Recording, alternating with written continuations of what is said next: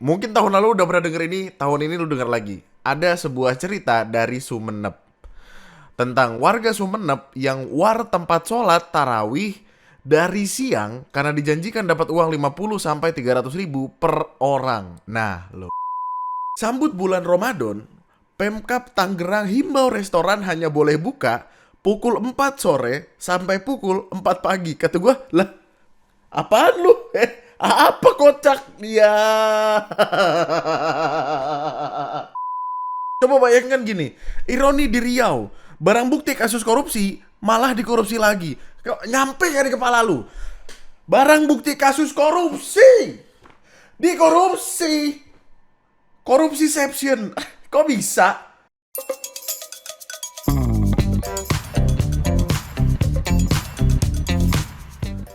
Hai, selamat datang di video gue kali ini dan selamat datang kembali di TNM kawan-kawanku. Mohon maaf nih, pakai sarung kita, ya Allah. Enak banget kerja pakai sarung ya. Kerjaan mana lagi yang bisa kerja pakai sarung? Security bisa sih, tapi bisa. Memang menjadi YouTuber cita-cita. Gimana kabarnya? Selamat menunaikan ibadah puasa untuk kawan-kawanku yang beragama Islam. Semoga di bulan puasa ini kita tidak banyak bolongnya, tidak banyak kegoda sama es teh manis siang-siang, dan semoga kita sabar untuk ngata-ngatain pemerintah, at least nunggu buka. Ya. Oke.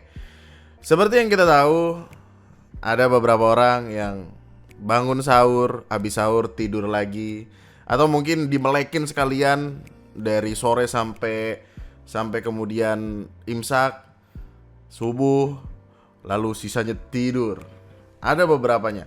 Lu harus hati-hati karena apa? Karena kepala BNN tiba-tiba mengeluarkan statement ini. Aktivitas malam dan tidur pagi merupakan ciri remaja terpapar narkoba. Waduh.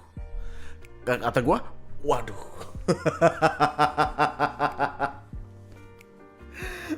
Takut banget gue. Tidur, aktivitas malam tidur pagi tuh buru shift 3 pak. Pocong tuh. Kok pocong sih gitu. Orang ngeliat ini pada marah-marah, pada ketawa-tawa. Hi, apaan sih, aneh banget gitu statement kayak gini. Ternyata setelah gue cerita lagi, ini emang udah lama, dari 2025 lalu, dan arahnya tuh ke remaja. Untuk ortu harus lebih aware. Jadi kayak orang tua harus ngecek nih, ini anaknya masih melek gak jam segini. Soalnya ada tanda-tanda anaknya pakai narkoba. Salah satunya adalah itu. Sayudi menyebut remaja yang sudah terpapar narkoba dapat dikenali dari ciri fisik, perilaku, dan aktivitasnya. Biasanya rambut mereka acak-acakan, sedikit bau badan, dan matanya merah. Orang lembur begitu pak. Gimana sih? Kita sudah mengenali ciri-ciri fisik, minimal kita lihat anak-anak kita. Dari fisiknya misalnya, matanya merah, rambut acak-acakan, badannya mungkin agak bau misalnya, jarang mandi, di kamar terus, cepat emosi, tidurnya berbalik-balik, harusnya malam istirahat tapi malah beraktivitas, paginya malah tidur. Itu bisa jadi karena dia WNI aja nggak pak? Siapa tahu stres karena WNI. Cek anak-anakmu, hai para orang tua. Ayo dicek, takutnya. Anyway. Karena kita sudah masuk ke bulan suci Ramadan, di channel ini ada hal-hal yang setiap kali puasa akan berulang bahasannya. Mungkin tahun lalu udah pernah denger ini, tahun ini lu denger lagi. Ada sebuah cerita dari Sumeneb tentang warga Sumeneb yang war tempat sholat tarawih dari siang karena dijanjikan dapat uang 50 sampai 300 ribu per orang. Nah lo, war sholat tarawih tapi dari siang. Sholat tarawih ngumpulnya dari siang sih amazing ya. Berarti kan dari sholat zuhur ke sholat asar ke sholat. Oh itu duitnya dibagikan pakai amplop. Wow, dan pasti mereka datang ke sana karena ingin beribadah dong. Ya gimana ya? Lakum dinukum waliyadin sih, cuman ribuan warga Sumeneb rela datang tarawih sejak siang agar dapat amplop 300 ribu. Gimana Pak? Ini kondisi saat ini? Ya, kondisi saat ini sudah membaik ini. Saya atur dengan serapi mungkin. Mudah-mudahan tidak terjadi apa-apa. Ya. Oke, terima kasih Pak. Jalan Kartini. 13.45. Ayo, Mbak, silakan ke belakang, Mbak ya. Belakang. Kondisi kira-kira Bau sudah panas loh. berapa meter ya? Apa mendung ya? Kayaknya sih kelihatannya rada-rada mendung gitu ya. Datang ke belakang, ya. Sampai Cepau panas loh sih mesti nih. kurang lebih sampai SD Panganan 1. Ini sebenarnya udah sempat kita bahas tahun lalu dan ternyata alasannya masih sama. Jadi gini, di Sumeneb ada seorang ketua Badan Anggaran DPR RI sekaligus politisi senior PDI Perjuangan asal Sumeneb. Namanya MH Syahid Abdullah. Oh, bapak ini. Nah, bapak ini itu memberikan zakat mal setiap awal bulan puasa. Taraweh hari pertama lah sederhananya. Nih, pembagian zakat mal di sejumlah masjid dan musola tersebut merupakan kegiatan rutin yang setiap tahun dilakukan anggota DPR RI asal Sumeneb itu selama bulan Ramadan. Jadi kayak berulang terus. Dan kemarin, hari Rabu tanggal 18 Februari, ada yang datang dari jam 1 siang sampai jam 3 sore. Kemudian sore harinya gelombang warga makin masif berdatangan. Lalu ketika waktunya Isya atau Tarawih, wah, ada ribuan orang di satu titik aja. Ribuan orang, Masya Allah. 20.00 sampai selesai. Itu mulai ada tim yang mendistribusikan amplop secara tertib kepada jamaah yang hadir. Total ada 8 titik masjid dan musola, di mana di tahun 2026 dikabarkan ada total sekitar 15.000 amplop yang disiapkan dengan isi masing-masing 300.000. Oh. Jadi kalau di total sih kurang lebih 4,5 miliar, 4,5 miliar. Keren. Zakat bro, namanya orang zakat. Ya gimana ya, mungkin duitnya emang udah waktunya dibagikan gitu. Dan wah, bauannya sih. Bauannya. Bahkan pihak kepolisian sampai turun tangan. Waduh. Ada 193 personel yang diturunkan untuk memastikan tidak ada kericuhan atau desak-desakan yang membahayakan warga. Kemudian orang hadir dengan pertanyaan-pertanyaannya. Lumayan itu, sebulan udah dapat buat lebaran. Ya, lumayan. 300.000 sehari itu 9 juta per bulan. Wah, lebih dari lumayan itu. Itu UMR Jakarta kalah, UMR Bekasi yang paling tinggi kalah. UMR Bekasi kan sekarang berapa? 5,99. Wah, kalah. Cuman sayangnya, bukan sayangnya. Cuman ini pembagian hanya di awal Tarawih, hari pertama aja. Selanjutnya sih nggak ada. Tapi untuk bicara 300.000 indeks ekonomi, yo, gue nggak heran kenapa banyak yang datang sih. Maksudnya, let's say lu punya pekerjaan. Dan pekerjaan kan beda-beda, ada yang kantoran, ada yang... Tapi sekantoran-kantorannya tuh kayaknya nggak 300.000 deh sehari. Let's say UMR yang paling gede ya 6 juta. Dibagi 25 hari kerja. Sehari tuh 240.000. 240.000. Gue yakin ada aja satu orang yang kayak, bos cuti kemana? Tarawih, Masya Allah. Dan ya kita tidak boleh menilai seenaknya. Mungkin memang ingin, aduh gimana nih ngomong. Gue sih penasaran hari kedua dan ketiga ya, cuman oke lah. Selain itu, selain perkara zakat mal ini, ada juga yang ini. Ini selalu ada, setiap tahun ada. Dari 2019 ganti presiden enggak? Dari 2019 ketika pertama kali gue ngebikin TNM ini, udah muncul berita ini dan keluar terus tentang tarawih kilat 23 rakaat di Blitar yang tuntas hanya sekitar 13 menit. 13 menit.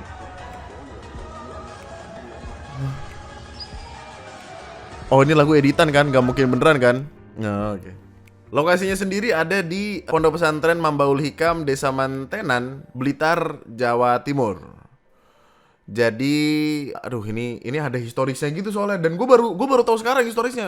Gue berulang kali bikin videonya terus kayak yang mikirin ini gimana ya sudut pandang orang-orang, ini gimana sudut pandang agama, karena tentu kan itu menjadi pertanyaan banyak orang gitu, bukan hanya gue. Nah, ini main aman aja nih. Ternyata ada penjelasannya. Penjelasannya adalah ini tuh emang udah tradisi dari dulu. Pengasuh pesantren menyampaikan bahwa pola tersebut sudah berlangsung lebih dari 100 tahun. Latar belakang munculnya karena masyarakat tempo dulu itu kerja dari pagi sampai sore. Jadi supaya tetap bisa tarawih berjamaah, dibuatlah format sholat yang lebih ringkas, namun tetap menjaga rukun dan syarat sahnya. Al-Fatihah tetap dilafalkan secara utuh, terus unsur tumaninah atau jeda tenang dalam setiap gerakan juga tetap diperhatikan meskipun durasinya lebih singkat, yang gitu-gitu. Oh ini, iya benar. Awal mulanya itu tahun 1907.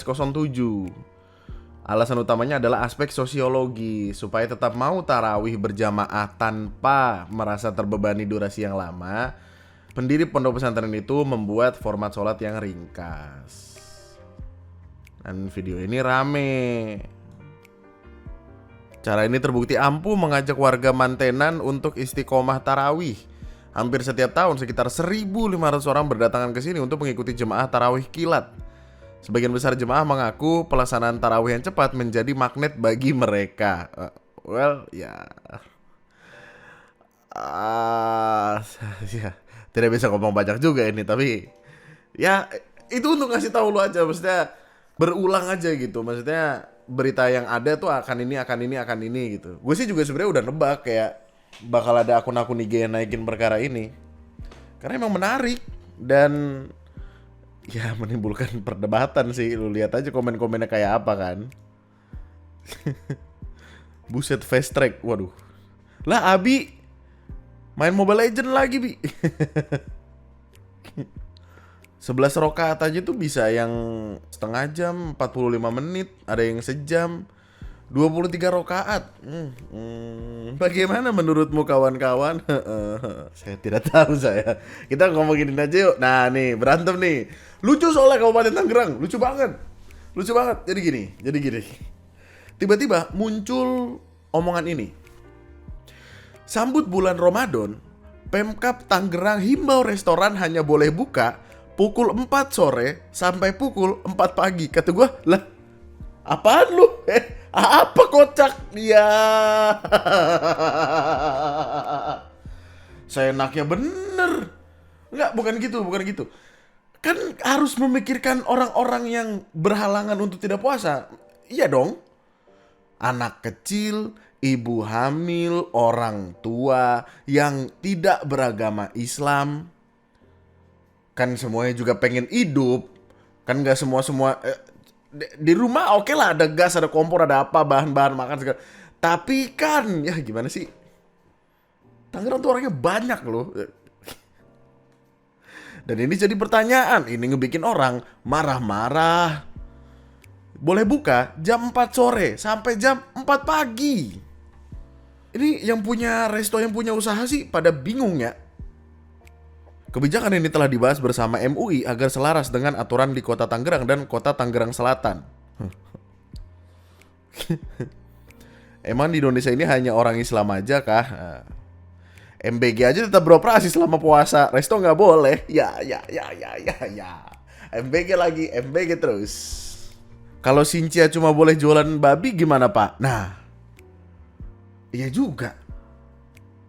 Akan aneh sih kalau ada obrolan kayak, "Kok pesen babi panggang?" "Wah tutup saya." "Kok tutup?" "Iya baru boleh buka jam 4 sore." "Kenapa?" "Itu pada puasa." "Orang puasa kan gak makan babi." "Oh iya ya." Nah nih, masa gua doang yang mikir kayak gitu bro? Lah gimana sih? Ini ada men, surat edarannya ada, Bupati Tangerang nomor 2 tahun 2025 dalam rangka menjaga toleransi antar umat beragama dan menghormati bulan suci Ramadan. Dengan ini disampaikan ketentuan jam operasional rumah makan, kafe, restoran, dan jasa hiburan umum sebagai berikut. Rumah makan, kafe, restoran mengalihkan jam operasional buka mulai jam 3 sore sampai dengan pukul 4 pagi. Oh 3 sore. Di surat edarnya 3 sore, berarti bukan 4 sore. Oke. Mungkin dinaikin ya ketika surat edarnya keluar. Selama bulan Ramadan, jasa usaha hiburan umum berupa karaoke, sauna, spa, massage, dan biliar ditutup sementara 2 hari sebelum Ramadan sampai 2 hari setelah Hari Raya Idul Fitri. Ditandatanganin oleh Bupati Tangerang, Wakil Bupati Tangerang. Atas nama Bupati Tangerang, Wakil Bupati. Apa sih? Ya, pokoknya udah ditandatanganin. Nggak lama setelah itu, revisi lah. Ternyata jadi pemerintahan ada revisinya juga. Ya orang marah-marah. Non Islam suruh fotosintesis. Menyerap matahari. Wah, bola-bola semangat. Ayo bola-bola semangat. Bola-bola semangat. Ada revisi guys. Jadi nomor 4 tahun 2026. Kepada para pelaku usaha rumah makan, kafe, restoran, menyesuaikan aktivitas niaganya dengan situasi dan kondisi saat bulan Ramadan dan tidak melakukan aktivitas kegiatan secara mencolok. Apabila tetap melakukan aktivitas di siang hari, dalam melakukan aktivitas usahanya wajib memasang atau menggunakan tirai atau sejenisnya bagi yang menyediakan makan di tempat sampai dengan pukul 5 sore. Jadi ketika jam 5 sore itu hordeng udah boleh dibuka. Revisi kocak.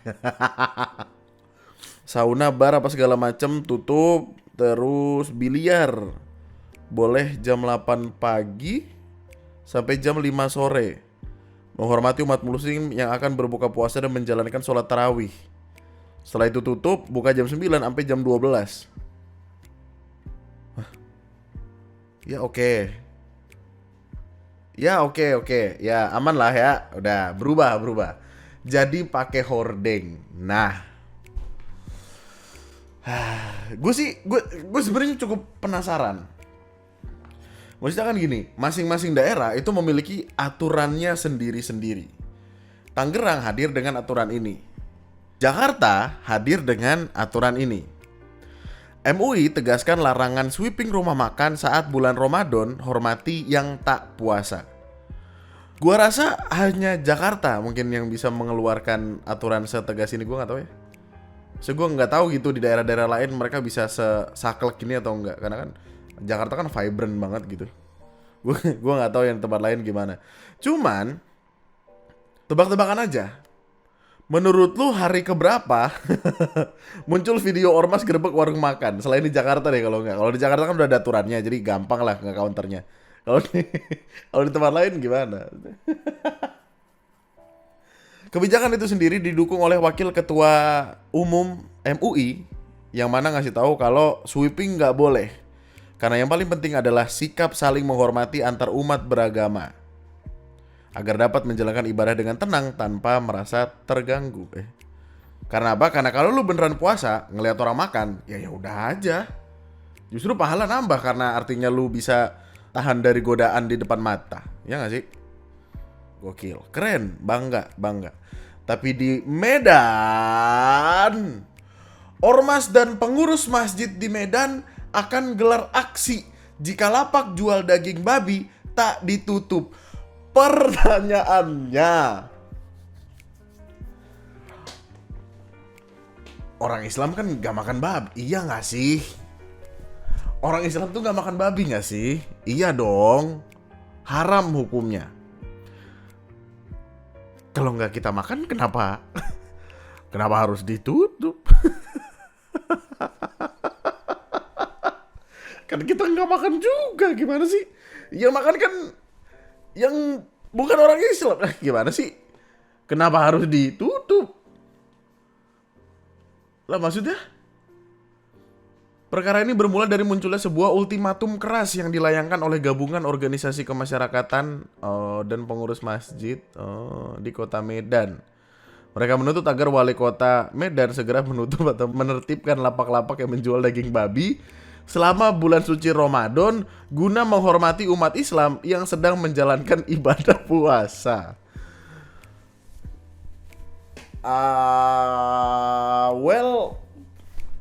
Gua nggak tahu korelasinya apa sih. Mungkin lu bisa mengerti, mungkin lu bisa menemukan korelasinya. Tapi gua sumpah gua bertanya-tanya banget, men. Bapak Wali Kota Medan untuk menutup total lapak penjualan daging babi yang berada di Jalan Turi, Jalan Bahagia Bypass, Jalan M. Nawi Arab, sekitarnya dalam waktu 3 kali 24 jam, dan jika tidak diindahkan maka kami akan melakukan aksi lapangan. Demikian kami dari Forum dan Ormas BKM yang ada berhadir pada malam hari ini. Takbir! Enggak, maksudnya kan orang Islam nggak makan babi kan? Gua nggak makan babi nih. Gua nggak akan nafsu ngelihat orang jualan babi dong. Ya lewat aja, nggak sih? Apa mungkin aromanya? Emang masak babi kayak masak sate? Maksudnya sate kan baunya kemana-mana gitu, asapnya kemana-mana. Emang babi iya? Gue nggak tahu, sama gue nggak tahu. Dan kita lagi bicara Medan loh. Wah, gue nggak tahu lagi itu yang Islam berapa persen, yang bukan berapa persen, tapi aduh. Update-nya sejauh ini, pemerintah Kota Medan melalui aparat Satpol PP dikabarkan mulai melakukan mediasi dengan tokoh-tokoh ormas untuk mencegah terjadinya aksi massa yang dapat mengganggu stabilitas keamanan kota. Ya, yang harusnya samain aja gak sih kayak Jakarta, maksudnya kayak Jakarta loh, sweeping dilarang, sweeping tempat makan dilarang. Kenapa sweeping lapak jual daging babi?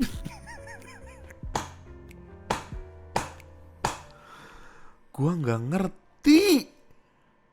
Ya, baik ya. Oke.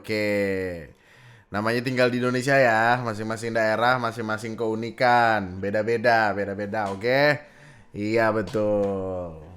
Sayangnya, negara kita baru saja merasakan rasa malu karena berita ini. Gue sih ngelihatnya kasian men, dan sedih gitu. Dinikahi WNI, perempuan Malaysia hidup susah di Lombok. Pemerintah Malaysia turun tangan. Jadi gini, ada seorang warga negara Malaysia bernama Norida Akmal Ayob yang udah tinggal di Indonesia, di Lombok lebih tepatnya, selama 18 tahun. Dimana kondisi Norida sendiri itu sangat kekurangan lah, serba kekurangan lah. Jadi awal mulanya di 2008, Norida itu mutusin buat pindah dari Malaysia ke Lombok buat ngikut suaminya WNI nih. Kemudian di tahun 2008 sampai 2025, pernikahan Norida yang kemudian memiliki 2 anak, pernikahannya harus selesai karena perceraian yang mengharuskan Norida untuk hidup sendiri sebagai single parent. Udah mah single parent di negara orang. Udah mah di negara orang, negaranya Indonesia. Kemudian setelah perceraian itu ia bekerja sebagai penyapu jalan untuk memenuhi kehidupan sehari-harinya karena keterbatasan ekonomi yang ekstrim. Ini kalimatnya udah ekstrim loh men. Pihak keluarga Norida di Malaysia yang mungkin tahu kondisinya Norida di Indonesia kayak apa, akhirnya ngelapor ke pemerintahan Malaysia dan langsung diurus. Wadaw. Setelah koordinasi sama pihak diplomat, pemerintah Malaysia resmi menjemput Norida dan kedua anaknya untuk kembali ke Malaysia. Kenapa? Karena kalau tetap stay di Indonesia mau jadi apa? Anaknya nggak sekolah. Saking Noridanya nggak punya uang untuk menyekolahkan anaknya. Gue nggak tahu sih dia udah pindah ke warga negaraan atau belum, tapi kayaknya sih belum ya. Mengingat nggak tahu ya gue. Belum pasti gitu soalnya. Dan ini menjadi apa ya, kayak feel-nya tuh gimana gitu, maksudnya ada rasa iri melihat orang lain diperjuangkan oleh negaranya. Ya Allah, kenapa iri ya?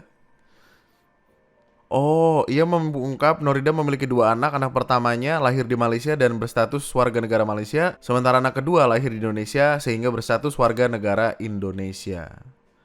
Samsul mengatakan ia mengetahui keinginan Norida untuk kembali ke Malaysia setelah keluarga perempuan tersebut datang menemuinya dan menyampaikan kondisi Norida yang memprihatinkan. Norida berada dalam keadaan serba kekurangan, anak-anaknya tidak dapat meneruskan sekolah dan hidup susah. Ya Allah. Malu. Nah, meskipun demikian ada klarifikasi sebenarnya. Klarifikasi dari pemerintah provinsi NTB. Lombok kan di NTB ya. Gubernur NTB bilang kalau informasi yang beredar tidak sepenuhnya sesuai fakta lapangan. Dari penelusuran, Norida menikah dengan Badi, warga dusun Benjelo pada 2005 di Thailand dan sempat tinggal di Malaysia sebelum kembali ke Lombok 2007 karena ayah Badi meninggal dunia. Pada tahun yang sama, keluarga tersebut berangkat ke Sumatera untuk bekerja di perkebunan sawit dan menetap di Lombok sejak 2021. Pemprov NTB memastikan kedua anak Norida memperoleh akses pendidikan formal. Anak pertama SMP di Sumatera dan melanjutkan ke SMA Negeri 2 Jonggat, lanjut ke Lombok. Anak kedua sekolah di SMP Negeri 3 dan lanjut ke SMK Negeri 1. Oh. Loh. Pada 2024, anak pertama diterima melalui jalur beasiswa bidik misi pada program studi pendidikan biologi di Universitas Mataram, namun tidak melanjutkan kuliah akibat kondisi keluarga pasca perceraian. Norida dan Badi resmi bercerai pada 24 Juni 2024 setelah diketahui Badi menikah lagi. Ancok nggak teli cok lanangannya cok. Lu malu-maluin aja lu. Bikin nama negara jelek. Gua nggak tahu sih apa yang terjadi di pernikahannya. Maksudnya kita nggak tahu dapurnya orang kan. Tapi maksudnya, kalau nikah lagi tiba-tiba. Dalam proses perceraian, Norida menerima uang sebesar 20 juta untuk membantu biaya kepulangan ke Malaysia.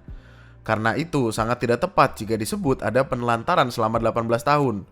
Apalagi setelah perceraian, Norida juga menerima bantuan biaya kepulangan. Ya, tapi kan bantuannya dari suaminya nggak sih? Bukan dari pemerintah.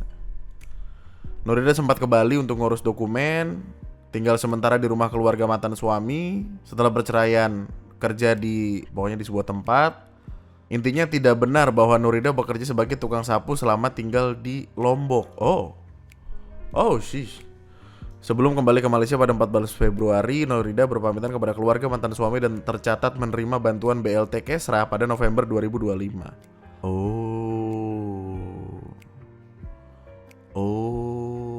Kami menghormati sisi kemanusiaan dalam kasus ini, namun kami juga berkewajiban meluruskan fakta agar opini publik tidak berkembang berdasarkan asumsi. Fakta lapangan menunjukkan keluarga ini berpindah-pindah antara Malaysia, Lombok, dan Sumatera serta anak-anaknya tetap mendapat akses pendidikan. Lah terus kalimat-kalimat di artikel ini keluar dari mana? Dari Noridanya sendiri? Tak kenapa. Mungkin karena seringkali dikecewakan oleh pemerintah sendiri ya. Nggak yakin gitu sama penjelasan ini. Padahal penjelasan ini bisa jadi benar gitu. Seuzon sama pemerintah sendiri coba. Ya, apapun itu ya selamat sudah kembali. Ya. Gua nggak tahu lebih enak Malaysia atau Indonesia, tapi ada beberapa orang di internet yang bilang lebih enak Malaysia sih. Gua kan sempat ada live Rabu Gibah ya sama orang dari Malaysianya langsung. Terus ketika mendengar cerita-ceritanya gue langsung kayak hatiku.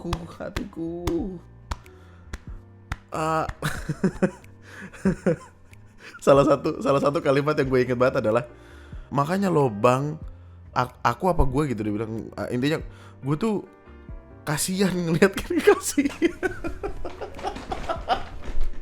Sedih banget waktu itu.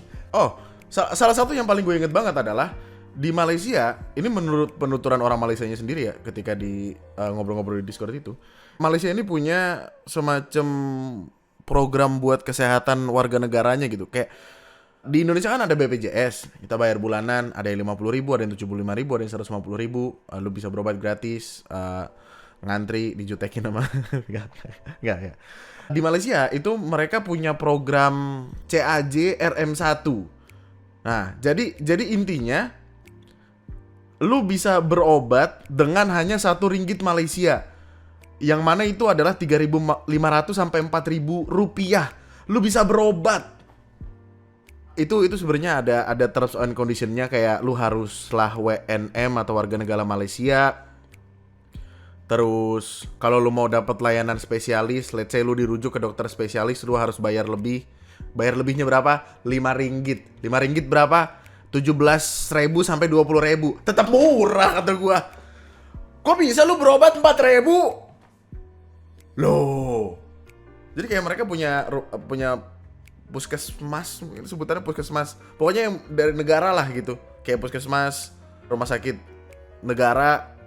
Kalau lu warga negara Malaysia, lu datang berobat 4.000. Well, gue harus memastikan ini juga sih, tapi ketika ngedenger kayak, wah, kalau pengen ke dokter spesialis 20.000. Wah, 20.000. Kalau lu di atas 60 tahun gratis. Wah. Gue sih penasaran sebenarnya antriannya tuh sama kayak BPJS atau enggak, karena kan banyak kan orangnya tentu saja. Cuman mungkin kawan-kawan dari Malaysia bisa menjelaskan lebih lanjut, tapi ya. Selamat pulang Mbak Nurida. Mohon maaf kalau misalkan ada salah-salah dari kami waktu di Indonesia. Karena emang Indonesia ajaib-ajaib. Beritanya juga tiap hari ajaib kok. Coba bayangkan gini, ironi di Riau, barang bukti kasus korupsi malah dikorupsi lagi. Nyampe gak di kepala lu? Barang bukti kasus korupsi dikorupsi. Korupsiception. Kok bisa? Siapa yang punya ide itu? Kayak ini barang sitaan dari yang kemarin korupsi nih. Berapa nih? 100 juta. Ambil kali 25. Lah anjing gitu gue. Coba gue pengen tahu deh. Enggak, gue tuh kadang suka yang surfing di internet untuk ngelihat detail perkara untuk tahu sekocak apa negara ini. Coba. Kejaksaan Tinggi Riau, ini dari Kompas, menetapkan 2 orang tersangka dalam kasus dugaan korupsi penguasaan barang bukti kelapa sawit. Kelapa sawit lagi. Di antara ku dan sawit. Jadi intinya pabrik ini adalah barang bukti sitaan dari perkara korupsi belasan tahun lalu. Harusnya dikelola oleh pemerintah kabupaten. Tapi si pemerintah kabupaten ini ada 2 orang yang bukannya mengamankan secara fisik maupun administratif. Tersangka justru mengoperasionalkan pabrik tersebut secara ilegal untuk keuntungan pribadi. Aduh, gue pengen marah-marah tapi puasa gimana ini? Si pagi lagi. Astagfirullah, masuk neraka bang. Kalau kayak gitu ceritanya bang. Negara udah bleberan kemana-mana, pusing ini bang. Kayak no hope dari kemarin ngeliatin berita bang. Udah mah ketika kita marah-marah menghujat pemerintah dikata dibayar. Presiden bilang orang yang menghujat kinerja pemerintah dibayar. Ya Allah, siapa ya? Selama ini aku melakukannya dengan gratis. Info ngambil gajinya di mana udah bertahun-tahun ini. Negara ini hadir dengan keanehannya. Masa lu gak pengen marah-marah? Lu bayangkan, MBG lu kelapa. Degan. MBG lu kelapa. MBG hari ini hari Kamis Barokah. MBG lu kelengkengnya 1 biji. Lu lihat, kelengkeng 1 biji.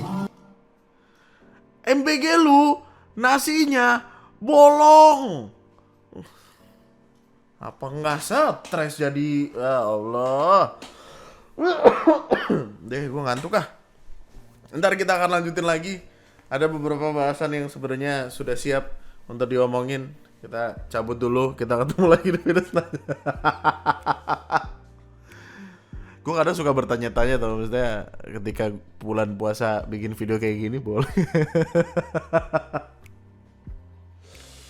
Terima kasih banyak atas waktu lo ya kawan-kawan. Jangan lupa di like dulu sebelum cabut. Tinggalkan semua apa yang ada di kepala lo di kolom komentar di bawah. Dan kita akan ketemu lagi di video selanjutnya. Ingat, ini adalah bahan-bahan termahal di dunia. Emas 2,7 per gram, kokain 3,4 juta per gram, heroin 4,2 juta per gram, racun ular 67,3, plutonium 239 109,3 juta, plutonium 238 136 juta, racun kalajengking 168,3 juta, benitoid 336,6 juta, soliris 353,4 juta, tritium 504,9 juta, MBG 1 triliun per hari. Love you all so much. Nama gue Andri Skianda.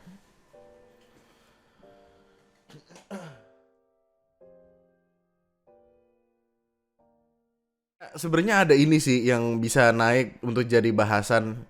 Jadi kayak ada seorang istri datang ke rumah pelakor, terus kayak yang dia nanya, gimana kontak saya? Enak. Tertanda istri saya, terus dikasih kayak cecetan WhatsApp-WhatsAppan gitu sama foto si mbak-mbaknya yang terduga selingkuhan tersebut. Gue sih ngeliatnya kayak oh oke gitu, ada istri sah marah bla bla segala macam gitu ya, masih masuk akal lah. Yang gue pikirin, gimana perasaan tukang cetak bannernya? Lu bayangkan malam-malam ada ibu-ibu marah, Mas printin ini. Oh siap bu, waktu dibaca loh. Gimana? Apa? Gimana kok? Apa?